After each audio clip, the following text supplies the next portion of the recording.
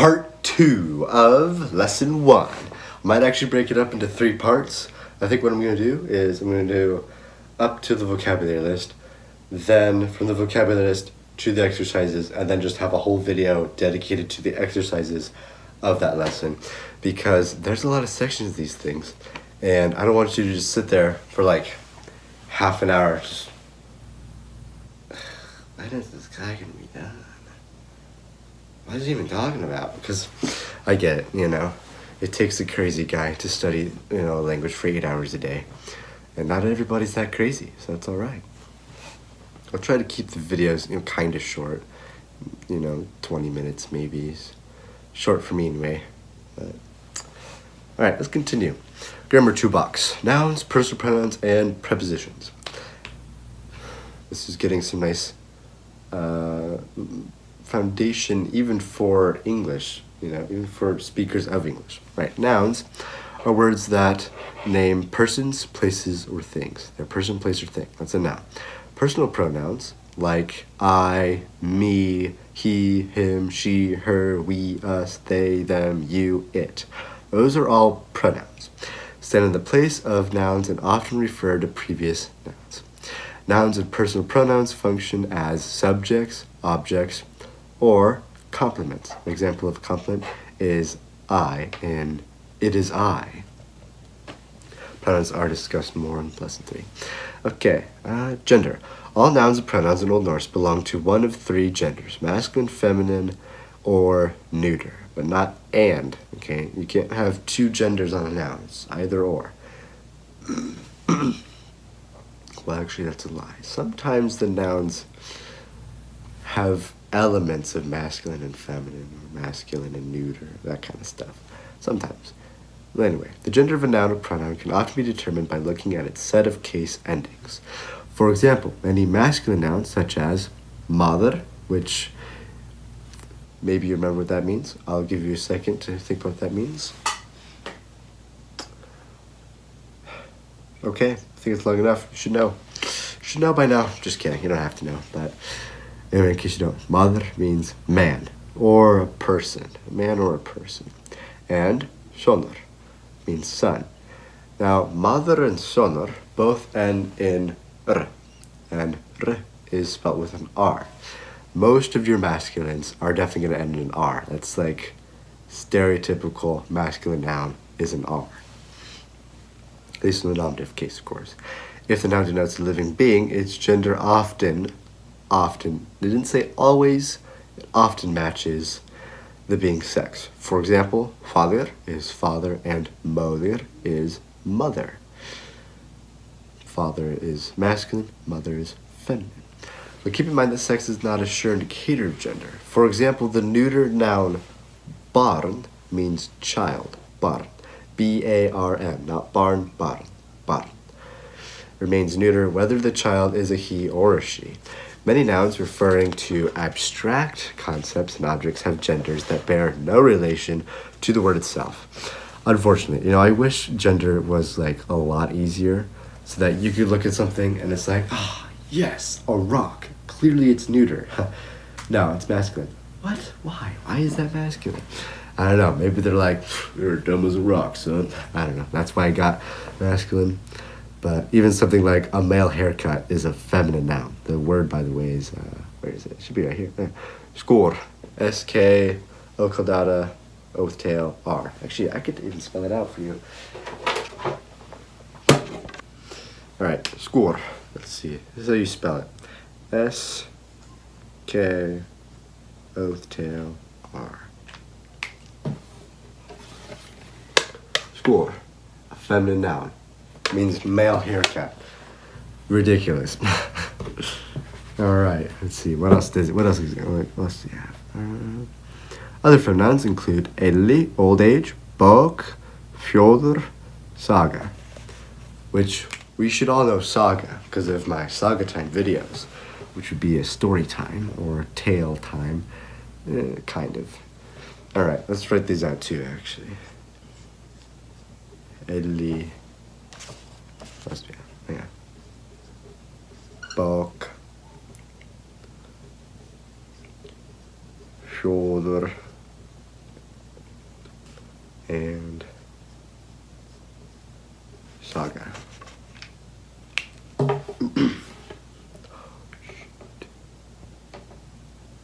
And okay, these are what they look like: Eli, Bog, Fjordr, and Saga. All of those are feminine nouns. That's what they look like. Notice how they don't have like a stereotypical ending. Eli ends in an I, Saga ends in an A, Fjordr ends in an R, and Bog doesn't even end in anything. Bog is actually a little bit more of a common feminine noun. Fjordr, I believe, is what we call a fourth type noun. It's one of the few that ends in an R, and then it has I umlaut in the plural. We'll learn that a little bit later, like actually a lot of it later. All right, let's see, what else do we have? Some examples of masculine nouns are bragar, poetry, matar, food, stein. And the reason stein doesn't end in an R is because the R merged with the N. So like the R became an N because they didn't want to say steinar or steinj. They just like, that's so hard, steinar. So they just changed the R to an N, stein. There we go. And then, that's my whiteboard. The next word is kærleikar, which is a very long word. I'll spell it out for you. Kærleikar.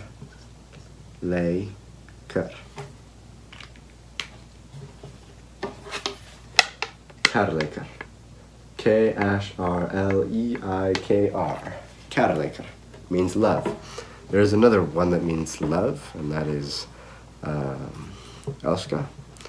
And I think that's a feminine noun. And then there's another one that's Ast, long A-S-T, and that, I forgot the gender of that, actually. But not a noun. All right, and then neuter nouns are hjart, hjarta, land, and thing, fein. Hjarta, heart, land is land, thing is a parliament. It's just a kind of government. It's a thing, like an all thing. That's what that is. Fein is a marsh or a bog. Okay, next up is cases. All nouns in Old Norse decline. That is, they take endings indicating the noun's case and role in the sentence. In most instances, the subject of a sentence is in the nominative case, the direct object is in the accusative case, the indirect object is in the dative, and the possessor of something is in the genitive. We're gonna jump ahead a little bit to what those cases are. So you have nominative, accusative, dative, and genitive. For like writing down paradigm charts, if you're one of those people, if you need to see a chart, it's like, okay, this is how it looks, then I can just follow it and like, boom, there we go. Nominative, singular, and in the, whatever. That was a terrible example. It's nominative and it's singular. There we go. Got it. So, I would suggest you do it as nominative, accusative, then dative, then genitive. I know that a lot of people switch the accusative and the genitive and make dative the last one. I think that's how most people do it. It's different. Honestly, with paradigm charts, as long as you can get the patterns close, like as close as you can, then you're good. Yeah, I'll show you what it is. Take hum, actually, as an example, because that's what they use here. So, hum, and hum again. Actually, let's use some different colors. That'll make it a little bit easier to see. Alright, so we have hum. And then, in the accusative, it's also the same. That's why you want to put the accusative with the nominative, because, it's the same word. And then dative changes a little bit. Becomes honum, Honum, and then genitive is Hans, Hans. This is how the author of this course book organizes the words. nominative, accusative, dative, and genitive. If you want to, you can totally change it to make it a little bit more sense. Like, well, I don't see why honum would have to be right there. So then you switch dative and genitive. So now you have han, hans, honum. Works too. I'm used to doing it that way, so I do it that way all the time. That's how I learned Old Norse. So because you're just starting out, you can change it pretty quickly. I mean, if I try to change it, I get confused, you know? It's that ingrained into my memory. So because you're just starting out, kind of like now is your first and your last chance to figure out how you're going to organize stuff. Otherwise, it just becomes way harder to, switch it around in your memory. All right. So those are the cases. Let's go over what those cases mean in a sentence. All right. We have nominative is the subject case. It's the subject of a sentence. It is what the sentence is about. That's the nominative case. Such as, okay, yeah. Words modifying the subject. So, in other words, adjectives. Adjectives describing the subject will also take a nominative case, such as evniliger maður. Evniliger is in the nominative singular to match maður, which is also in the nominative singular. That's how those things work. Okay, which means a promising man. They're both in the nominative, and it's what we call they're in agreement. They're agreeing with each other.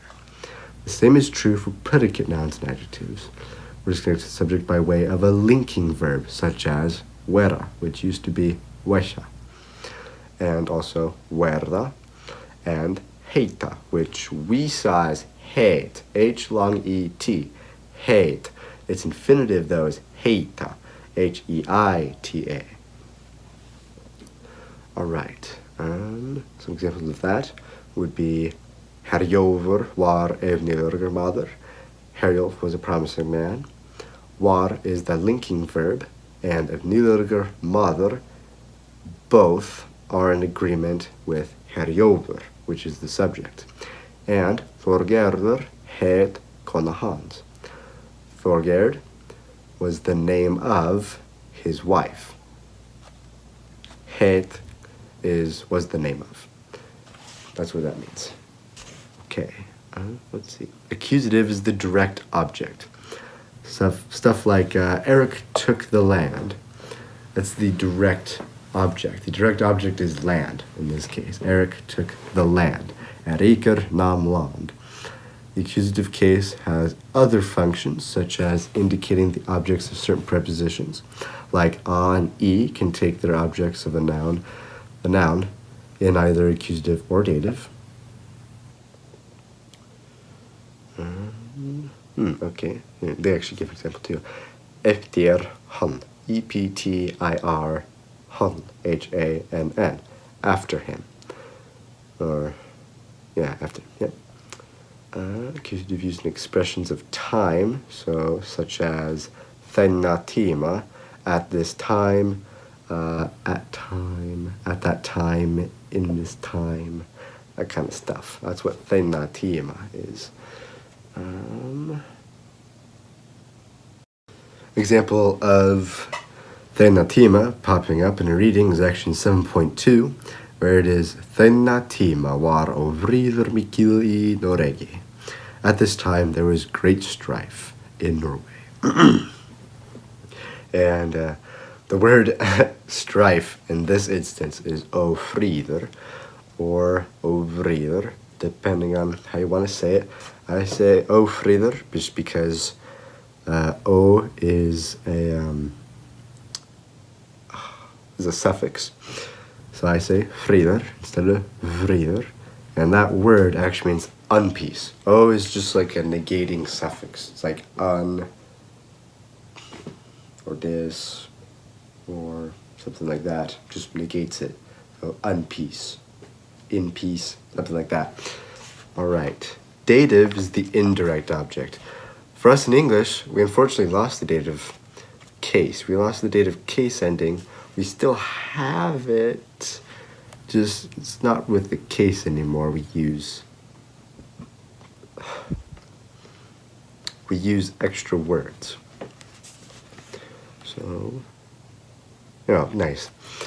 A simple way to test if an object is indirect is to see if it can be translated into English with the preposition to or for. That has helped me so much in determining if it's dative or not. Obviously, you can look at the case ending herjovi. Sometimes the dative ending isn't super clear, like with the feminine. Sometimes you don't even have an I ending. So it's important to understand testing objects with to or for when translating, Like if you could say in Govur Gav Herjovi land, you could say, because this is dative, you'd say Herjolf gave land. So land is accusative to Herjolf. Indirect, dative. So that's how you test that. Other examples of dative would be like for my dad is dative. For him, also dative. To him was also dative. Through or with him can also be dative, but more like instrumental. An instrumental merged with dative in Old Norse. Pretty sure anyway. I mean, they don't have a distinct case for it, so I'm definitely assuming that's what happened. And then genitive, it would be stuff like, not necessarily my book. That's a little bit different in Old Norse.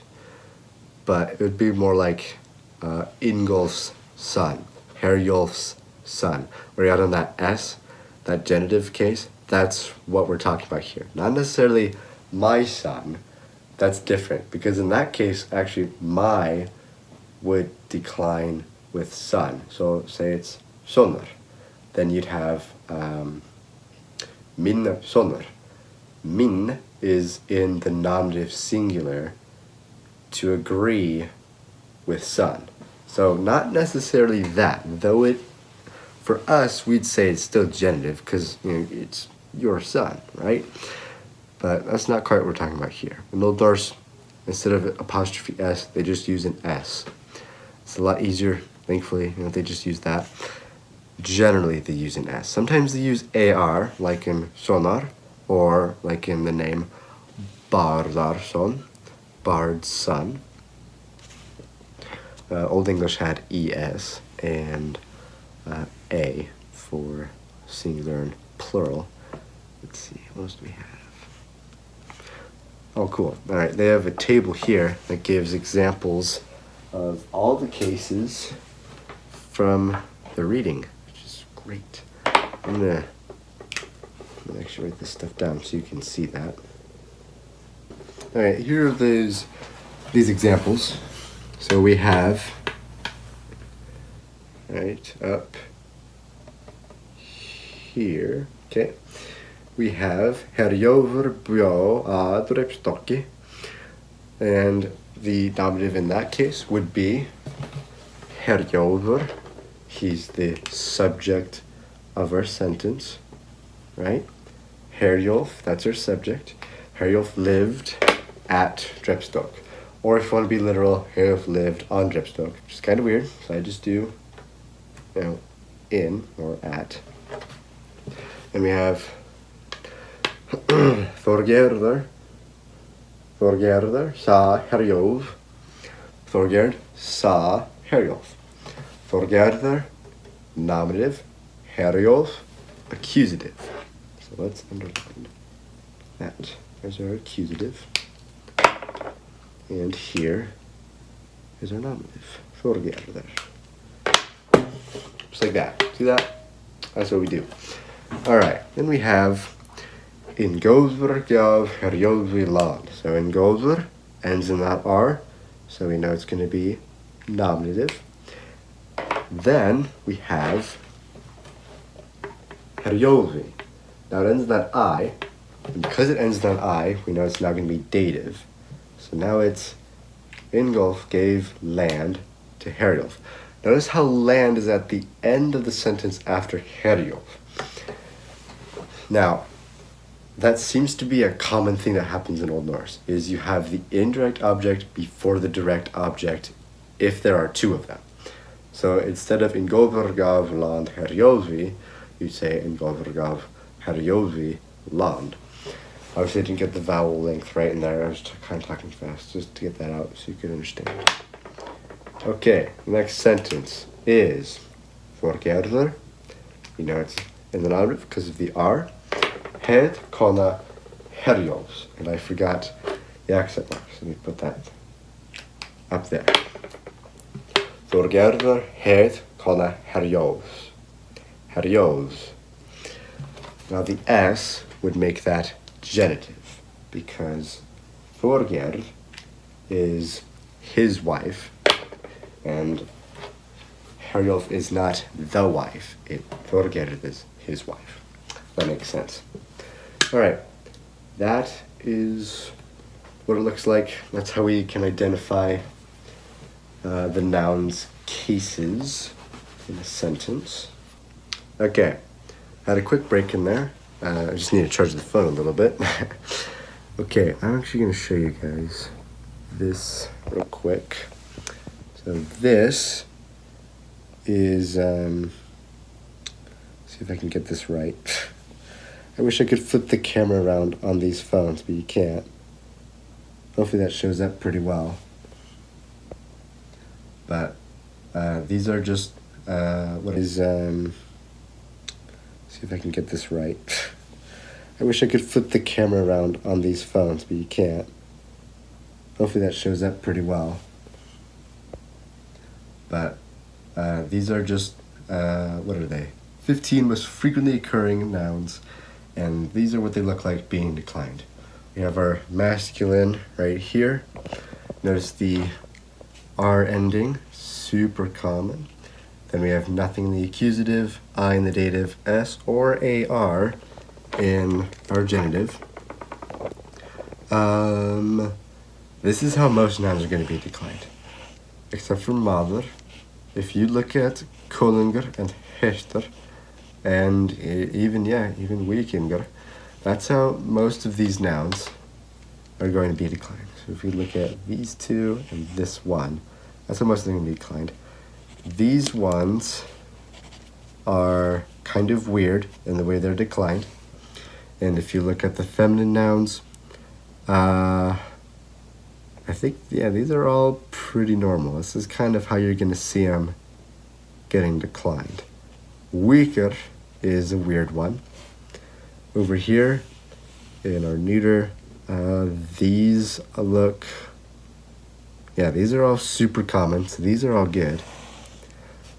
These ones are good, and these ones are good. And over here, this is just a little summary of what those cases do and their functions. And this